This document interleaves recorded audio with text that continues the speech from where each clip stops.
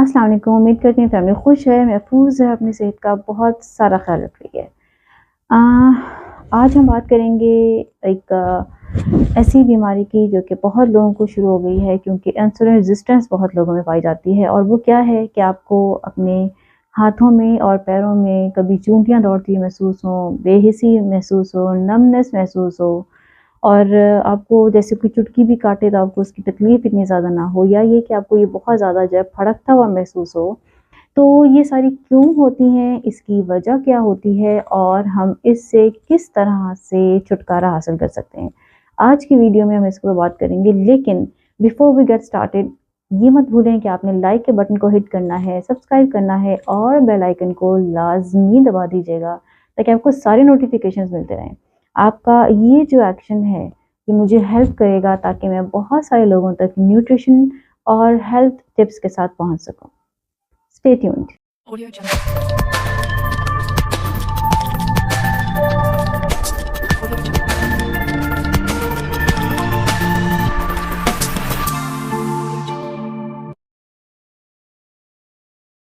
Welcome back. जी तो जनाब, अब हम बात करेंगे कि उस नर्वनेस की जो कि आपको हाथ और पाँव में महसूस होती है। बेसिकली होता क्या है कि इसके पीछे कॉज़ क्या होती है, वो होती है आपकी न्यूरोपैथी। ये क्या चीज़ होती है? ये आपका पूरे जिस्म के अंदर एक नर्वस सिस्टम होता है, रगों का निज़ाम होता है, जो कि कमज़ोर पड़ना शुरू हो जाता है, और उसके अंदर जो खून है उसका बहाव वैसा नहीं रहता जैसा कि आपको इस बीमारी से पहले था। बीमारी क्या है? ज़्यादातर 85% जो बीमारी होती है वो आपका प्री डायबिटिक होना या फिर डायबिटिक यानी कि शुगर का मरीज़ होना है। या अगर आप शुगर का मरीज़ नहीं भी हैं और प्री डायबिटिक हैं, यानी आपकी A1C जो है वो उसकी जो रिपोर्ट है उसमें आपको का जो रेशो है वो ज़्यादा जा रहा है, तो इस सूरत में भी आपको न्यूरोपैथी स्टार्ट हो सकती है। आपको कैसे पता चलेगा कि आपको न्यूरोपैथी है? इसके लिए ये 2 टेस्ट हैं, NCV और EMG, ये 2 टेस्ट हैं जो कि किए जाते हैं।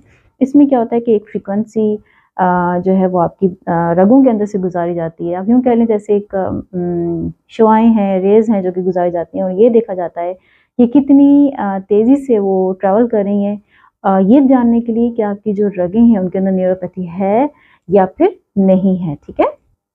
तो मैं आपको बताती हूँ कि इसकी जो मेन कॉज़ है वो क्या होती है। इसकी जो कॉज़ है वो आपकी बॉडी के अंदर बी विटामिन्स की डेफिशिएंसी, ख़ास तौर पे विटामिन B1, थियामिन, इसकी डेफिशिएंसी और कैल्शियम की डेफिशिएंसी होती है। आम तौर पे ये डेफिशिएंसी क्यों होती है? अगर आप बहुत टाइम तक, लॉन्ग टर्म तक अगर आप रिफाइंड कार्ब्स खाते रहें और बहुत ज़्यादा चीनी कंज्यूम करें। रिफाइंड कार्ब्स में क्या आता है? आपके cake, pasta, noodles, pastry, crackers, ये सारी चीज़ें जो है मैदा और मैदे से बनी हुई सारी चीज़ें इसके अंदर आती हैं। तो अगर आपको लॉन्ग टर्म तक जो है आप इसको खाते हो, तो आप समझ जाएँ कि आपकी जो बॉडी है उसके अंदर इन 2 चीज़ों की डेफिशिएंसी हो गई है, ठीक है? इस सूरत में जनाब जी आपने करना क्या है कि अगर आपके अंदर B1 की डेफिशिएंसी है, तो आपने इसका असल में B1 जो है यानी कि थियामिन, ये वाटर सॉल्युबल विटामिन है, ठीक है? लेकिन आपने फ़ौरन इस बीमारी से जान छुड़ाने के लिए, इसको ख़त्म करने के लिए इसकी ये वाली किस्म लेनी है जिसको हम बेनफोर्टियामिन कहते हैं। बेनफोर्टियामिन असल में एक फ़ैट सॉल्युबल है, यानी कि B1 का फ़ैट वर्ज़न है, जो कि केमिकली बनाया गया है उन लोगों के लिए जिनको न्यूरोपैथी स्टार्ट हो जाए, उनको फ़ौरी तौर पे इससे रिलीफ़ देने के लिए। असल में जो B1 वाटर सॉल्युबल है ना, ये 5 से 20% आपकी बॉडी के अंदर एब्ज़ॉर्ब होता है। लेकिन जो इसकी ये वाली किस्म है, क्योंकि इसके ऊपर जो है वो फ़ैट होता है, और जो फ़ैट है वो आपके नर्वस सिस्टम के ऊपर मौजूद फ़ैट के अंदर बहुत जल्दी पेनिट्रेट करता है, तो इसका जो एब्ज़ॉर्ब होने का रेशो है वो 92% है। तो इसलिए अगर आपको इसकी ये फ़ॉर्म मिल जाए तो लाज़मी इस फ़ॉर्म को यूज़ करें। लेकिन अगर आप इसको फूड के ज़रिए लेना चाहें, तो फिर आप अपने फूड में फ़िश ऐड कर लें। बीन्स यानी कि जो लाल और सफ़ेद लूबिया होती है, उसमें ये बहुत ज़्यादा होता है। सब्ज़ मटर में बहुत होता है।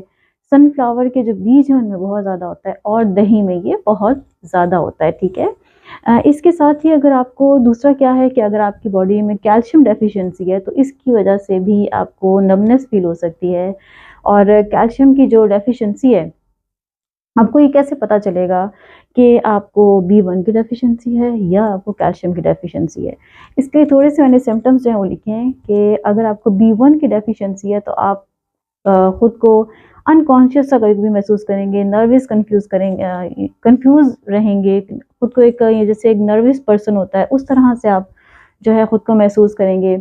आपकी जो लॉन्ग टर्म मेमोरी है, शॉर्ट टर्म मेमोरी शुरू हो जाएगी, बहुत देर तक चीज़ें याद नहीं रहेंगी और कभी-कभी जो है आपको अभी कही हुई बात जो है वो याद नहीं रहेगी। आप कहते-कहते बात को भूल जाएँगे, पता नहीं मैं क्या कह रही थी। फिर इसी तरह आपकी यानी मेमोरी जो है ये पुअर हो जाएगी, फिर आपको बहुत ज़्यादा सोचें आएँगी। जैसे दौड़ता हुआ घोड़ा हो ना, इस रफ्तार से आपके ज़हन में एक के बाद एक, एक के बाद एक के बाद रेसिंग थॉट्स आना शुरू हो जाती हैं। फिर आपका जो हार्ट रेट है वो ज़्यादा होना शुरू हो जाता है। और क्या सिम्पटम है कि आपके जो टाँगें हैं, आपको एक सिंड्रोम हो जाता है जिसको हम कहते हैं रेस्टलेस लेग सिंड्रोम। इसमें क्या होता है कि जो आपकी टाँगें हैं वो सुकून महसूस नहीं करती और सोते में भी जो है वो ऐसे इधर-उधर लग रही होती हैं जैसे गोया कि आप चल रहे हों, ठीक है?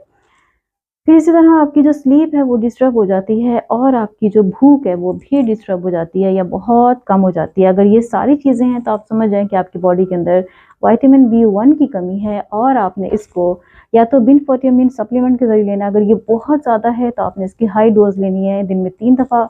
और अगर आपको लगता है कि मुझे अभी स्टार्ट हुआ है तो फिर आप अपनी खुराक के ज़रिए भी इन चीज़ों को बढ़ाएँ और खुराक के ज़रिए भी आप इसको कवर कर सकते हैं, ठीक है?